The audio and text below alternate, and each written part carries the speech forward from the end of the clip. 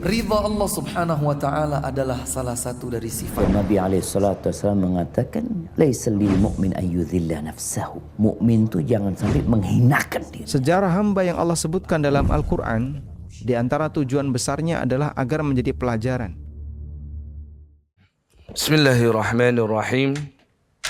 Assalamualaikum warahmatullahi wabarakatuh. Alhamdulillahi wahdah, wassalatu wassalamu ala man la nabiyya ba'dah, rasulina wa syafi'ina wa qudwatina Muhammad ibn Abdillah wa ala alihi wa sahbihi wa mawalah. Amma ba'du, ikhwatal iman, kaum muslimin dan muslimat, jamaah salat zuhur yang dirahmati dan dimuliakan Allah subhanahu wa ta'ala. Puji syukur kita panjatkan kepada Allah Azza wa Jalla di siang hari yang cerah ini. Allah kembali mengumpulkan kita semua di rumah di antara rumah-rumah Allah di atas muka bumi, di dalam taman surga di dunia. Nabi SAW telah bersabda, "Idza marartum biriyadil jannati farta'u." Jika kalian berjalan dan melewati taman surga di dunia, farta'u, hendaklah kalian singgah ke dalamnya. Qalu, para sahabat bertanya, wa ma riyadul jannati ya Rasulullah? Apa yang engkau maksud ya Rasul dengan taman surga di dunia? Nabi SAW bersabda, hilaquz zikri, perkumpulan umat manusia dalam rangka mengingat Allah subhanahu wa ta'ala. Berkumpulnya kita di tempat ini demi menunaikan kewajiban kita sebagai muslim, salat zuhur secara berjamaah. Berkumpulnya kita di tempat ini demi mengingat Allah subhanahu wa ta'ala dalam zikir kita, dalam salat kita, dan juga majlis ilmu disampaikan di dalamnya firman Allah dan sabda Rasulullah sallallahu alaihi wasallam. Maka ini juga bagian daripada zikrullah, mengingat Allah subhanahu wa ta'ala. Mudah-mudahan kita semua dikaruniakan oleh Allah ilmu yang bermanfaat. Amin ya rabbal alamin. Jamaah salat zuhur yang dimuliakan Allah subhanahu wa ta'ala, pada hari ini sesuai dengan hisab kita berada di tanggal 9 bulan Sya'ban.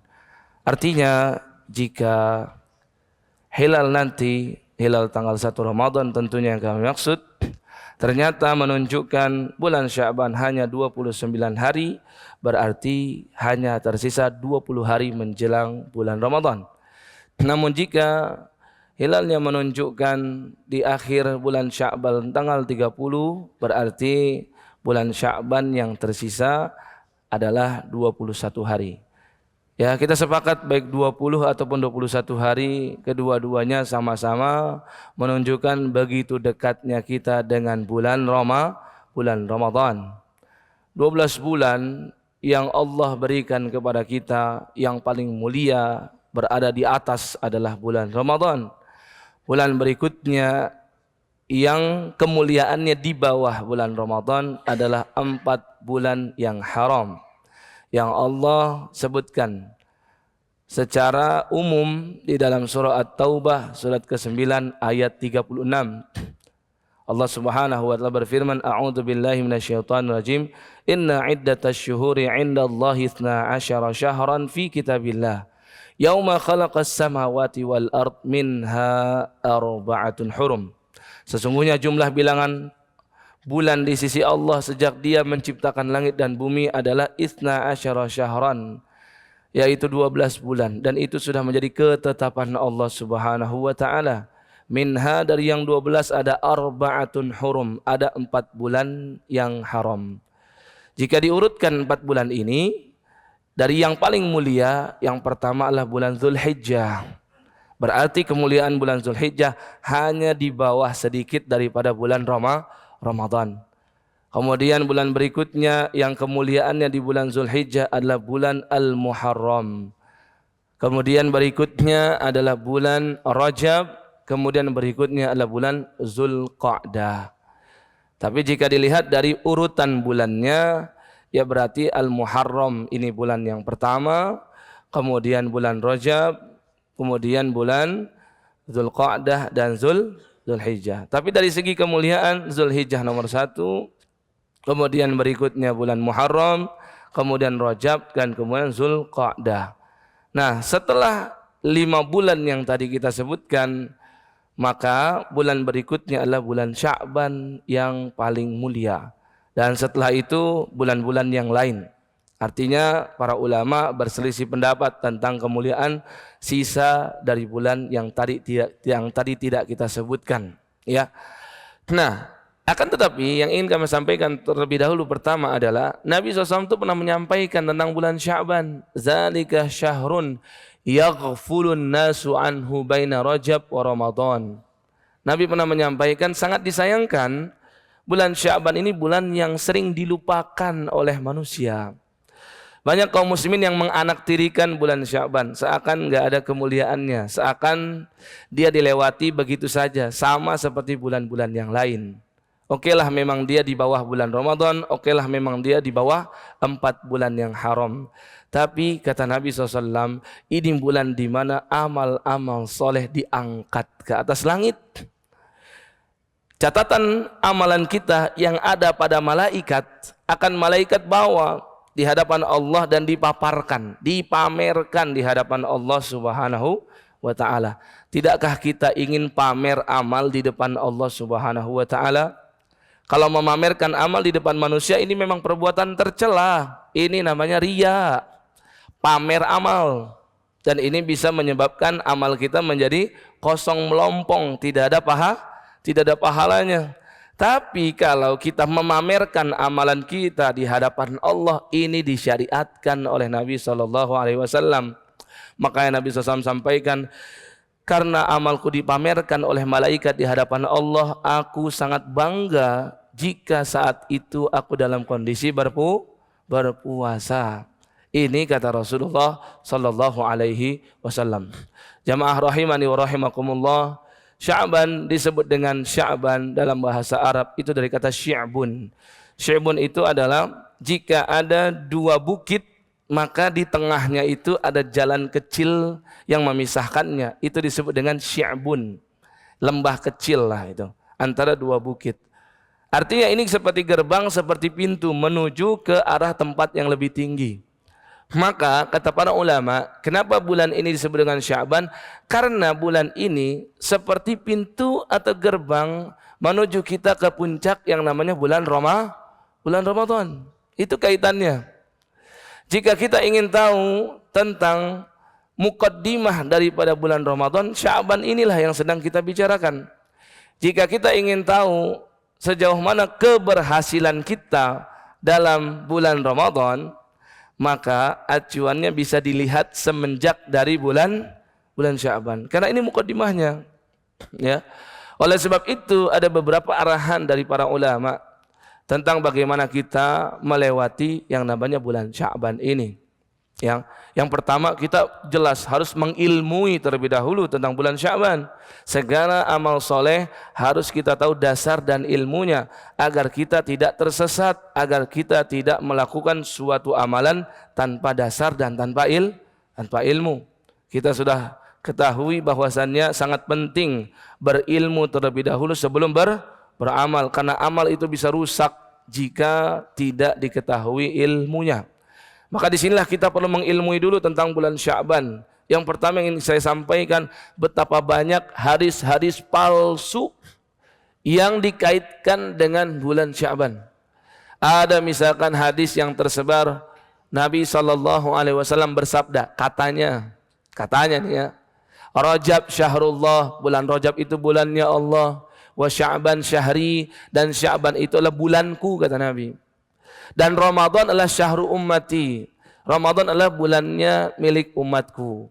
Para ulama menegaskan ini hadisnya dhaif dengan tingkat kedhaifan yang sangat rendah. Ya, artinya sangat dhaif lah. Ya, tidak bisa dijadikan hujjah. Ada juga yang banyak tersebar di masyarakat, man akhbara Sya'ban, barang siapa yang memberitakan, menginformasikan, memberitahukan kepada orang tentang datangnya bulan Sya'ban, maka ia diharamkan dari api neraka. Ini juga hadis palsu. Tidak ada yang seperti itu, ya. Kemudian disebutkan juga barang siapa yang di malam nisfu Sya'ban menjalankan ibadah salat sebanyak 12 rakaat. Kemudian di setiap rakaat dia membaca surat Qul huwallahu ahad sebanyak 30 kali. Nah, maka ada ganjarannya. Ganjarannya dia dijamin surga dan ganjaran-ganjaran yang lain. Ini juga disebutkan oleh Imam Ibnul Jauzi dalam kitab beliau Al-Mawdu'at, hadis-hadis palsu. Semua informasi ini ketika dikaitkan kepada Rasulullah sallallahu alaihi wasallam, maka ini kita harus tegaskan adalah hadis palsu. Dan Nabi SAW bersabda, man kadzaba alayya muta'ammidan falyatabawwa maq'adahu minan nar. Barang siapa yang berdusta atas namaku, maka siap-siaplah dia masuk ke dalam api neraka. Ya, ini bukan perkara remeh, ini perkara besar. Jangan kita terpengaruh dengan itu semua, apalagi sampai menyebarkan dan mempercayainya. Semua ini adalah hadis palsu. Ya. Tapi Sya'ban tersendiri ada kemuliaan. Nah, yang pertama yang harus kita ketahui adalah karena ini seperti mukaddimah daripada bulan Ramadan, maka yang perlu kita ketahui adalah kita perlu melakukan amal-amal yang akan kita langgengkan nanti di bulan Ramadan sejak sekarang. Ya. Pernah enggak kita bayangkan sebuah sholat yang sholat wajib ini terdapat qobliyah maupun ba'diyah yang mengapit atau mengiringinya. Seperti sholat zuhur barusan ya yang kita kerjakan. Sholat zuhur itu hanya 4 rakaat. Tapi setelah sholat zuhur ada ba'diyahnya 2 rakaat. Dan sebelum sholat zuhur ada qobliyah. Jika mengacu kepada riwayat Ibunda Ummu Habibah maka 4 rakaat. Jika mengacu kepada riwayat Ibnu Umar radhiyallahu taala anhuma maka 2 rakaat. Yang 4 dengan angka yang lebih banyak tentu lebih baik. Yang tak mampu 2 rakaat juga tidak ada masalah. Tapi di sini kita sepakat bahwasannya qobliyah zuhur lebih banyak jumlah rakaatnya daripada ba'diyah. Maka Ramadan kira-kira juga begitu. Ramadan memiliki ba'diyah yaitu bulan Syawal. Dan Ramadan juga memiliki qobliyah yaitu bulan Sya'ban. Dalam 1 bulan Ramadan kita berpuasa selama 30 atau 29 hari, maka di bulan Syawal kan ada ba'diyah puasanya, namanya puasa Syawal. Sebanyak berapa? 6 hari kata Nabi SAW. Barang siapa yang berpuasa bulan Ramadan dan dia iringi summa atba'ahu sittan min Syawal, dia iringi, dia tambah lagi dengan 6 hari di bulan Syawal, dia seperti berpuasa 1 tahun penuh. Bayangkan, jika Syawal ini adalah ba'diyahnya Ramadan dan dia ibarat seperti sholat zuhur, berarti qobliyahnya lebih banyak daripada ba'diyah. Artinya di bulan Sya'ban puasa Nabi itu lebih banyak daripada puasa di bulan Syawal. Paling tidak 2 kali lipatnya, bahkan lebih. Oleh sebab itu Ibunda Aisyah pernah bercerita tentang Nabi SAW, tentang suami beliau tercinta, tentang Nabi SAW bahwasannya aku tidak pernah menyaksikan Nabi berpuasa 1 bulan full, 1 bulan full, kecuali cuma di bulan Ramadan. Wa ma ra'aituhu aktsara siyaman minhu fi Sya'ban. Nah, setelah Ramadan yang aku lihat Nabi berpuasa hampir 1 bulan adalah di bulan Sya'ban. Terbukti kan kalau Sya'ban itu qobliyah Ramadan dan dia mirip seperti sholat zuhur, qobliyahnya itu ada 4 rakaat, maka qobliyah lebih banyak daripada ba'diyah. Sehingga sepatutnya di bulan Sya'ban ini kita perbanyak puasa. Kalau bisa lebih banyak daripada nanti kita puasa di bulan Syawal yang sebanyak 6 hari. Sehingga puasa 1 bulan Ramadan itu menjadi sempurna karena diiringi dengan qobliyah puasa sebelumnya di bulan Sya'ban dan ba'diyah setelahnya di bulan Syawal. Jadi Nabi banyak sekali melakukan ibadah puasa di bulan Sya'ban. Paling tidak dalam 1 bulan Sya'ban kita harus mendominasi hari-hari yang kita lewati dengan banyak berpuasa. Silakan yang terbiasa Senin Kamis untuk ditingkatkan. Silakan yang terbiasa Ayyamul Bid untuk ditambahkan. Silahkan yang tadinya nggak pernah perhatian dengan puasa sunnah, cuma Ramadan aja, maka kesempatanlah di bulan Syaban ini, paling tidak dia ambil puasa bulanan, yaitu 3 hari setiap bulan, yaitu Ayyamul Bid. Yang sudah rutin pengen mengalami peningkatan, yang tadinya 3 hari tambah dengan puasa Senin Kamis, sehingga dapat paling tidak 8 hari kalau 4 pekan itu ada. Kalau misalkan sudah terbiasa Senin Kamis, maka tingkatkanlah dengan puasa Daud. Dan sebenarnya puasa Daud itu tidak mesti 1 bulan full. Jamaah semua tuh bisa saja mengambil dalam 1 pekan itu puasa Daud, seperti hari Senin, hari Rabu, hari Jumat, dan hari Ahad. Itu kan sudah 1 pekan, dapat 4 hari. Pekan berikutnya nggak ada masalah, ingin dibuat skema Senin Kamisnya saja, boleh. Pekan berikutnya lagi, semangat lagi, ingin dapatkan Daud lagi, puasa lagi Daud. Pekan berikutnya lagi, diberikan selingan dengan Senin Kamis, gak ada masalah. Yang terpenting didominasi dengan puasa, sebagaimana Rasulullah SAW melakukan hal tersebut. Kemudian yang berikutnya, yang perlu juga kita lakukan adalah banyak-banyak berdoa kepada Allah, agar kita ini disampaikan kepada bulan Ramadan.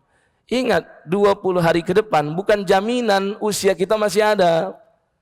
21 hari ke depan bukan jaminan kita masih diberikan kehidupan oleh Allah Subhanahu wa taala. Harapan kita mah kita dapat karunia dari Allah, dapat rezeki nomplok berupa kita ketemu dengan bulan Ramadan. Karena betapa banyak keutamaan, kemuliaan dan rahmat Allah di bulan Ramadan. Ampunan semakin luas. Dan Allah akan membebaskan hamba-hambanya dari api neraka di setiap malam di bulan Ramadan. Tidakkah kita tamak terhadap keutamaan tersebut? Tidakkah kita cukup tamak terhadap dunia kita, selesaikan sampai sini, dan berikutnya kita tamak terhadap perkara-perkara akhirat kita? Maka ini kesempatan emas, kesempatan yang terbaik. Banyak-banyak berdoa kepada Allah Subhanahu wa taala. Dalam kitab Lataiful Ma'arif Al-Imam Ibn Rajab Al-Hambali rahimahullah rahmatan wasi'ah, beliau menuliskan sebuah riwayat yang bersambung kepada seorang tabi'in yang bernama Yahya bin Katsir rahimahullah. Yahya bin Katsir mengatakan, dulu para sahabat, dulu para salafus salih, ketika mereka berada dekat dengan bulan Ramadan, mereka berdoa kepada Allah dengan doa, Allahumma sallimni ila Ramadan wa sallim li Ramadan wa tasallamhu minni mutaqabbala. Ini tepat sekali dibaca sekarang ini dan diperbanyak. Tidak ada jumlah bilangan khusus, semakin banyak semakin baik, semakin banyak semakin menunjukkan kesungguhan kita ingin disampaikan kepada bulan Ramadan. Allah Maha tahu tentang isi niat kita. Kita tidak tahu isi niat orang lain, tapi indikator tentang isi niat itu bisa dilihat dari mana? Dari ucapan, dari gerak-gerik dan perbuatan. Kalau memang dia sangat rindu kepada Ramadan, pasti dia banyak-banyak berdoa kepada Allah supaya disampaikan kepada bulan Ramadan. Dan itu yang dilakukan oleh para sahabat. Mereka berdoa, Allahumma ya Allah salimni ila Ramadan. Selamatkanlah aku hingga ke bulan Ramadan. Maksud kata-kata ini adalah apa? Jadikan hamba sehat walafiat. Jadikan hamba masih hidup sampai ke bulan Ramadan. Tidak ada jaminan kita masih hidup kan? 20 hari ke depan. Ya. Dan bagi yang mendapatkan Ramadan itu kemuliaan yang sangat besar dan karunia Allah yang sangat besar kepada dia. Yang mungkin orang lain tidak mendapatkannya. Wasallim li Ramadan, dan dekatkanlah Ramadan kepadaku. Wa tasallamhu minni mutaqabbala, dan terimalah setiap amal soleh yang aku kerjakan di bulan Ramadan. Sehingga jamaah sekalian dimuliakan dan dirahmati oleh Allah, ini perlu kita perbanyak supaya kita disampaikan kepada Allah ke bulan Ramadan. Ya, jadi diingat kembali, inilah momentum yang sangat tepat kita untuk memperbanyak puasa, dan inilah momentum yang sangat tepat untuk kita memperbanyak amal soleh yang akan kita langgengkan di bulan Ramadan. Jika di Ramadan itu ada salat tarawih, inilah momentum yang tepat untuk kita meningkatkan kualitas salat malam kita. Jika di bulan Ramadan kita dianjurkan untuk mengkhatamkan Quran, disinilah kita mulai untuk memperbanyak tilawah Quran kita. Dahulu para ulama meninggalkan bisnis mereka bukan ketika masuk di bulan Ramadan, tapi sejak bulan Syawal, tapi sejak bulan Sya'ban. Sehingga mereka 2 bulan tidak memperhatikan perkara dunia, tapi mereka fokus untuk mendapatkan akhirat. Inilah di antara arahan dari para ulama bagaimana kita mengisi bulan Sya'ban dengan baik. Mudah-mudahan Allah jadikan bulan Sya'ban kita penuh dengan keberkahan, dan mudah-mudahan usia kita disampaikan oleh Allah kepada bulan Ramadan yang kita nanti-nantikan. Amin ya rabbal alamin. Mari kita akhiri, mari kita tutup dengan melafalkan subhanakallahumma wa bihamdika asyhadu an la ilaha illa anta astaghfiruka wa atubu ilaik. Wassalamualaikum warahmatullahi wabarakatuh.